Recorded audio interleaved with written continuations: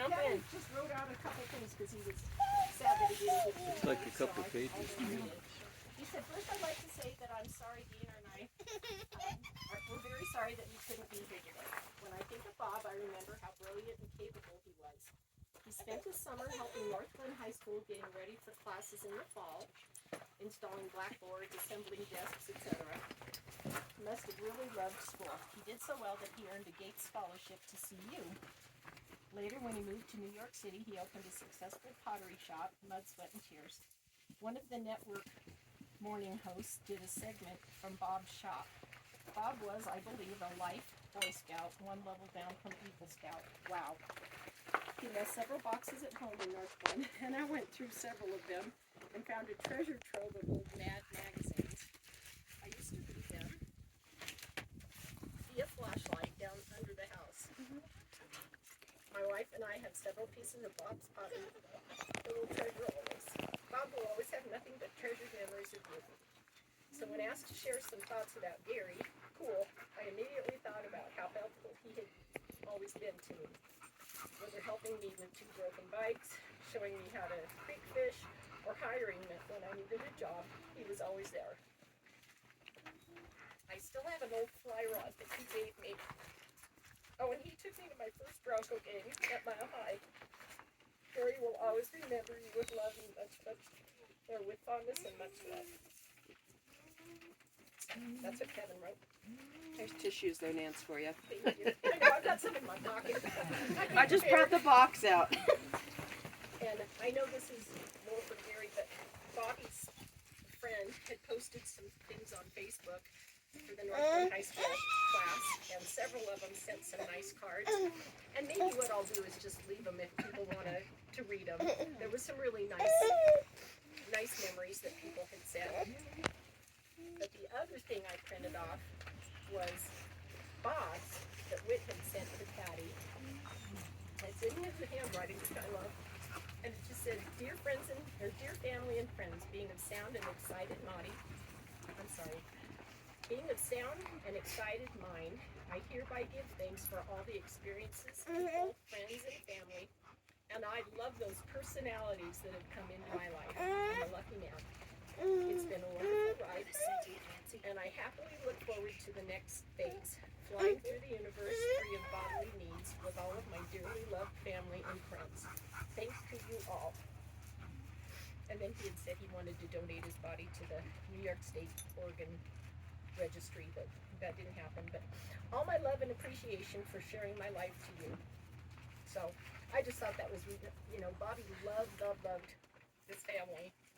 And, he used to come out and see us every single year. He always had a nickname for all the grandkids because he could, he saw them once a year. And every year they looked different. So he just made up good names for them, but he loved every single person in our family. So that's from Bob. And then we've got his ashes over there. We're going to sprinkle a little bit of him out there with the rest of the family. Anybody else want to go next? Feel free to talk from your seat. You don't have to get up. Don't everybody speak at once. Yeah.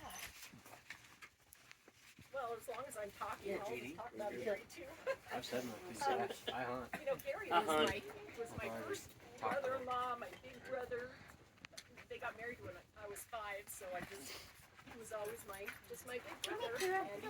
And he taught me how to drive when I was 15. When I first got my permit, he kept me driving in the old station wagon. Oh, I used to babysit for them, and Tammy and I, and then David when he was growing up, we'd listen down there to all their old 45 songs and dance. And Gary just was he was bigger than life. He was such a energetic, big-hearted person that I think everyone here is so fortunate to have had him in our lives.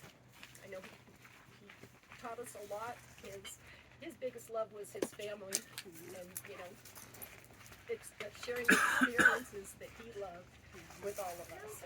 I know we miss him, and I'm glad he's in a better place now.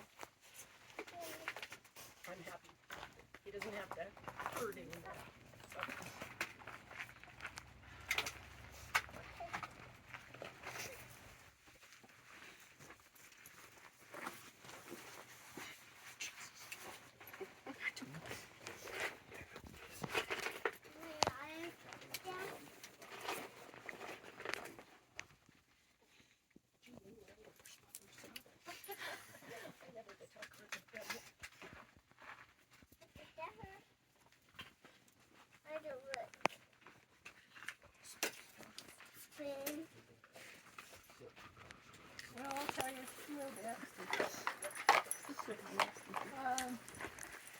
Gary was always very, very special. He was a special brother-in-law. He taught us a lot. He helped us go camping. We did a lot of camping with him. A lot of love for the outdoors. A lot of love for everybody. It seemed like Gary could do anything and everything. He was a very talented person. He loved Jan very much. And their whole family were very, very close. And we miss him. Miss him very much.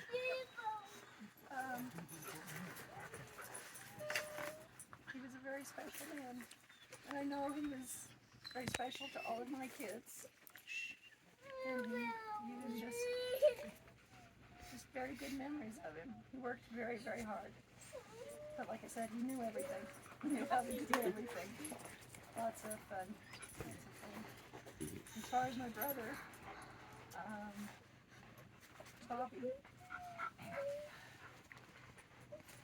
he lived his life, chose his own way, did his own thing, and he was happy. And he did a lot of special things, and I've heard from a lot of people that a lot of people's lives that he's touched. And it's been very, very special. He was always here. He always came to check on us every year, check on Mom. He always came to see Mom. And so then we got to see him and be with him and hear the different things that he was doing, which was different than what we were all doing. So it was a very different thing, but we're very privileged to have him too. And I know now he's twin. And I brought a picture. This is the only picture I could find right off. This is Jan and me. And then our younger brother, Johnny, who was killed when he was 5 in an accident. And Johnny and Bobby were twins. And so this is them. This was before Nancy and Kevin. So we have that picture of him. And then I have a picture of him. This was one of his last pictures. He was sitting in Central Park, and he was happy. He was happy to be out and around in nature. And he enjoyed life. He had a good life. If anybody else would like to talk to me. I remember at Christmas time, everybody would always get excited about the pottery that Bobby was sending. And you weren't considered an adult and grown up until he started sending you pottery. Until you were grown up. Yep. And then Uncle Gary was always the best. He was just so sweet, always helpful, so kind. He'd do anything for you. Just a good guy. Sweet.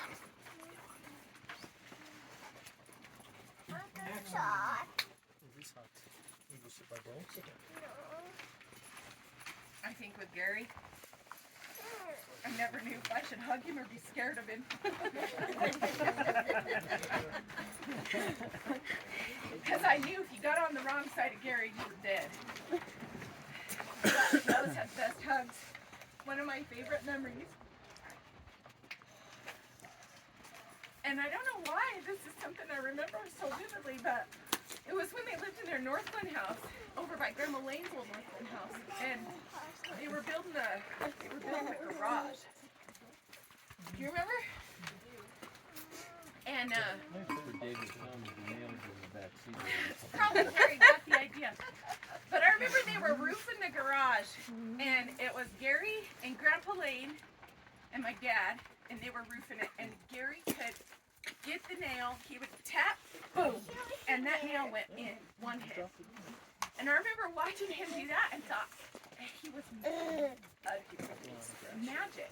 Like, it was just amazing that someone had never, no offense, there's my dad, tap, tap, tap, tap, tap, tap, tap, tap, tap, tap, tap, and there's Gary, tap, boom, tap, boom, tap, boom, and he did his whole row like that. It was amazing to watch. And I think that just kind of big and so strong. And I just thought, wow. That, anyway, I thought that was just amazing. And then Uncle Bobby, my memory, so here's what I remember of Bobby.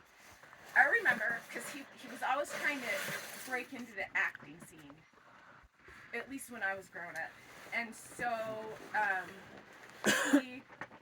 he landed a really small part on a soap opera. Was it One Life to Live? And I got to stay home from school so that we could watch it. What?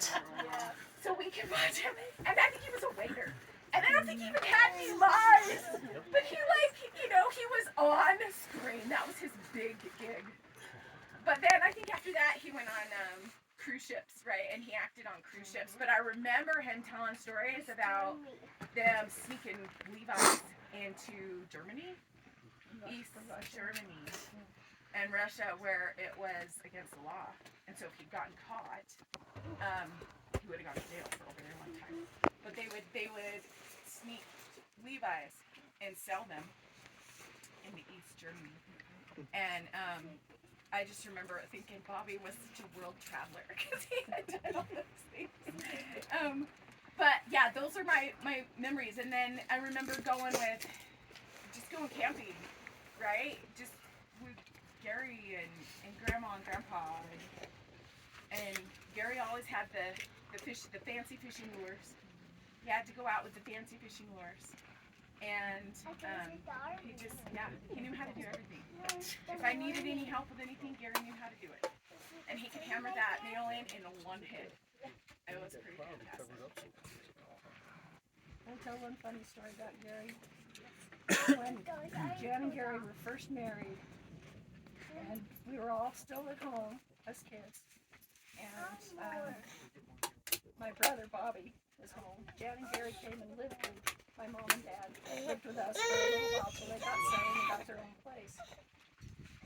So they were there. Bobby and Gary kind of started picking on each other, and they started kind of doing things, playing jokes on each other.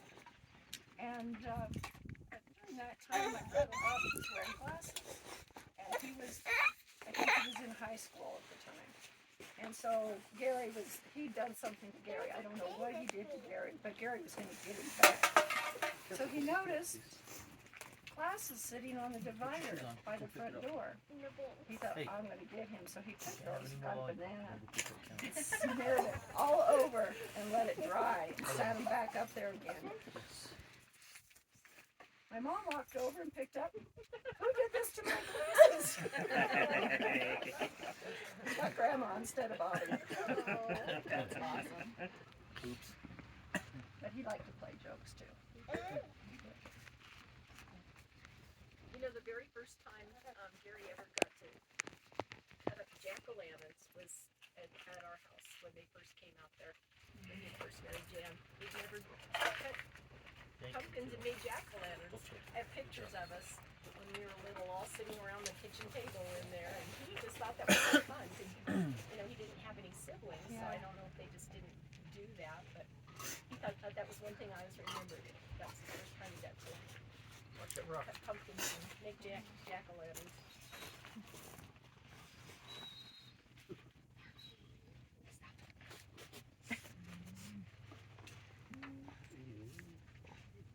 Well, if it wasn't for Gary, I wouldn't have rolled the Camaro 7 times. I remember that one. And if it wasn't for Gary, I wouldn't got yelled at for feeding him Fireball on this spot right here about 6 years ago. Well, he introduced me to this place. And I can still hear his voice, his laugh, and him yelling for Joanna and Kenzie all the time. I knew not to mess with him. We were in Reno once. I was messing with his grandkids in the pool, throwing them down, and next thing I know, this freaking bear just grabs me and body slams me in the water and holds me under. Stop messing with my grandkids. Okay, Gary. I'll go drive my car in the show because the throttle sticks. I don't want to die.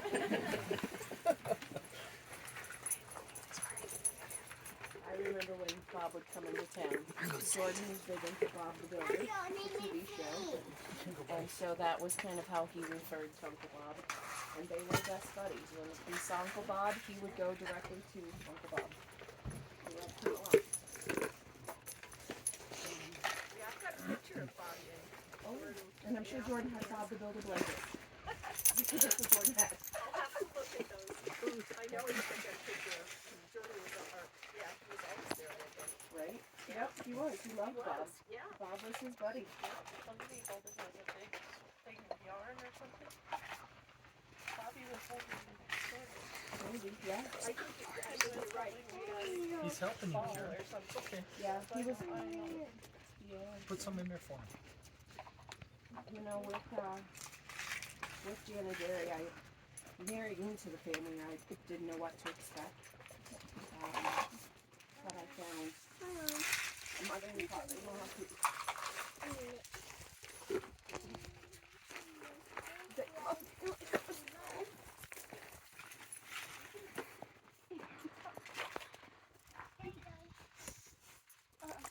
I'm trying to do the same with my daughter.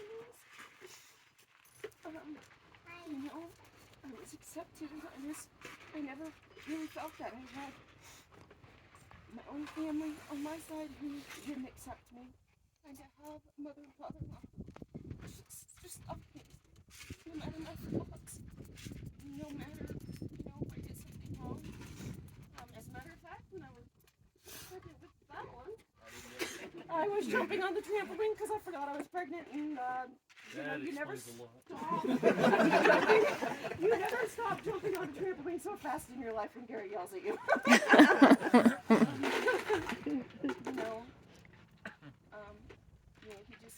He loved everybody. And he loved wholeheartedly. Just like Jan did. That's why they were such a dynamic duo. And I couldn't be more thankful to them for that. They gave me a wonderful husband and a sister-in-law, two of them. And I had that with them. And all of you.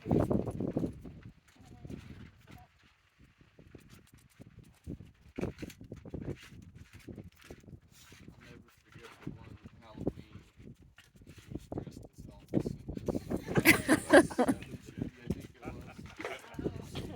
I think it was. He had the party in the barn. Yep.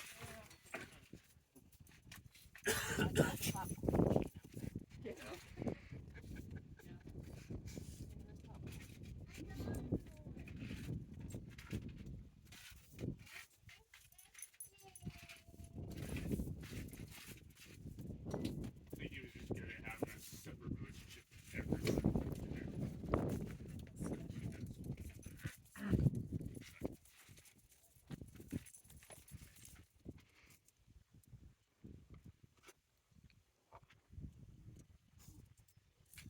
I just want to thank everybody for coming. I never expected this year him to miss anything that he's missed.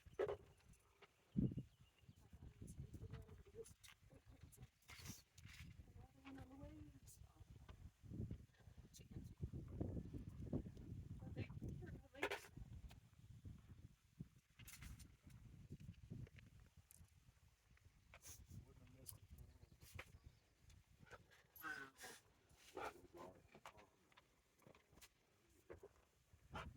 And you know they're having a big party up there. Together. Oh yeah.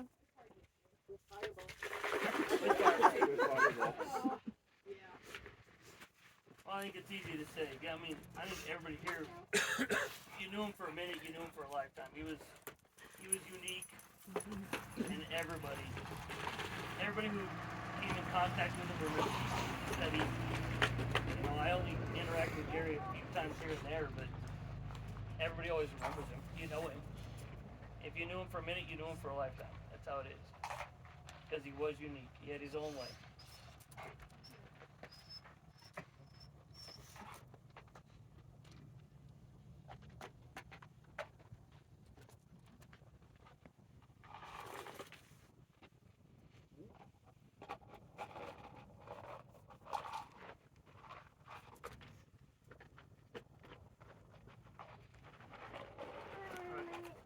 fireballs. Time for some fireballs. We'll have urgent care tonight. Dr. McGillicuddy. Dr. McGillicuddy. Yep. Yeah.